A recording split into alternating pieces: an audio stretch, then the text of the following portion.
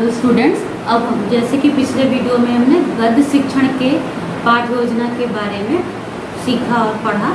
अब हम लोग पद शिक्षण के बारे में पढ़ेंगे। पद शिक्षण भी बिल्कुल वैसे ही गद्य शिक्षण के ही तरह इसकी योजना बनती है।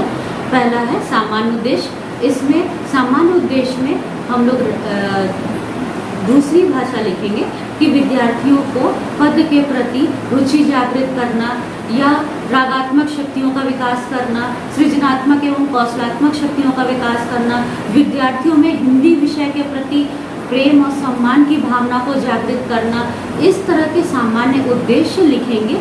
वो सामान्य उद्देश्य हर पाठ योजना जो भी पद की बनेगी उसमें कॉमन होगा, लेकिन जो विशिष्ट उद्देश्य है वो आपके टॉपिक और प्रकरण से संबंधित होगा। जैसे कि अगर हम लोग कबीर के दोहे के बारे में पढ़ाना है तो विशिष्ट उद्देश्य होगा कि विद्यार्थी कबीर के दोहे को जान सकेंगे या विद्यार्थी कबीर के दोहे से परिचित हो सकेंगे।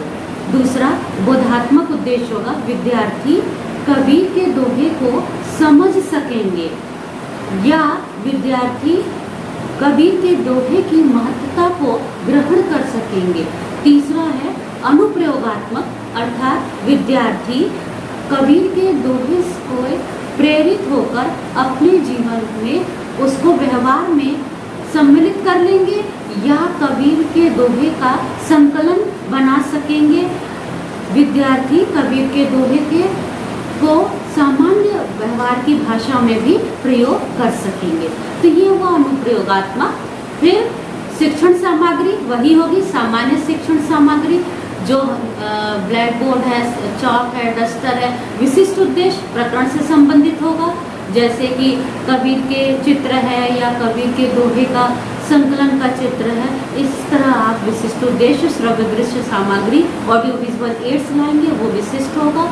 उसके बाद पूर्व ज्ञान, विद्यार्थी कबीर के दोहे के बारे में सामान्य जानकारी रखते हैं। उसके बाद प्रस्तावना प्रश्न आएगा।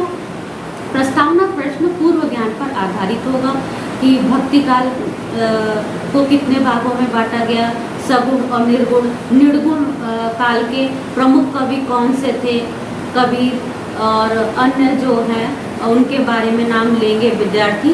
और तीसरा किस कवि की भाषा सधुकड़ी थी, तो विद्यार्थी बोलेंगे कबीर की।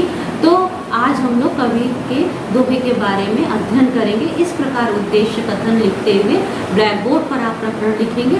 उसके बाद वही सेम प्रस्तुतिकरण बनेगा जैसे आपने गद्य में बनाया था।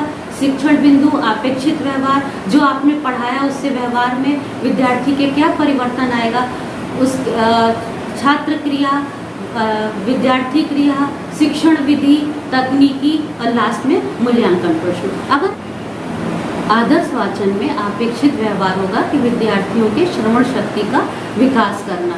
ऐसे अनुकरण वाचन में विद्यार्थी जो पढ़ेंगे उसको ग्रहण करेंगे। भाव स्पष्टीकरण में उनका अपेक्षित व्यवहार होगा। तर्क शक्ति, चिंतन शक्ति का विकास करना। प्रश्न का उत्तर देंगे तो वहाँ जिज्ञासा प्रवृत्ति को विकसित करना। इस तरह के अपेक्षित व्यवहार होते हैं। तो गद्य शिक्षण के भांति ही पहला आदर्श वाचन, अनुकरण वाचन विद्यार्थियों के 2-4 विद्यार्थियों से छात्र अध्यापिका कराएगी। उसके बाद फिर काठिन्य निवारण, जो शब्द अर्थ कठिन है उनको विद्यार्थियों से अर्थ पर्यायवाची, समानार्थी, विलोम इत्यादि के द्वारा निकलवाया जाएगा। डायरेक्ट अर्थ नहीं बताना है अध्यापक को।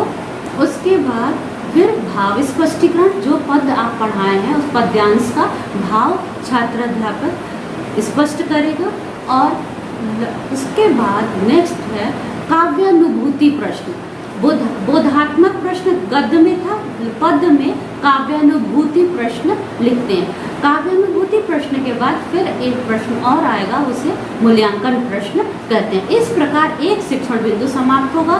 दूसरा तीसरा शिक्षण बिंदु समाप्त करने के बाद पुनरावृत्ति प्रश्न से पहले काव्य शिक्षण में सस्वर वाचन कराते हैं और गद्य में मौन वाचन कराते हैं और पद्य में सस्वर वाचन कराने के पश्चात पुनरावृत्ति प्रश्न विद्यार्थियों से कराते हैं। और पुनरावृत्ति प्रश्न होने के बाद गृह कार्य देते हैं। इस प्रकार एक शिक्षण बिंदु समाप्त होगा।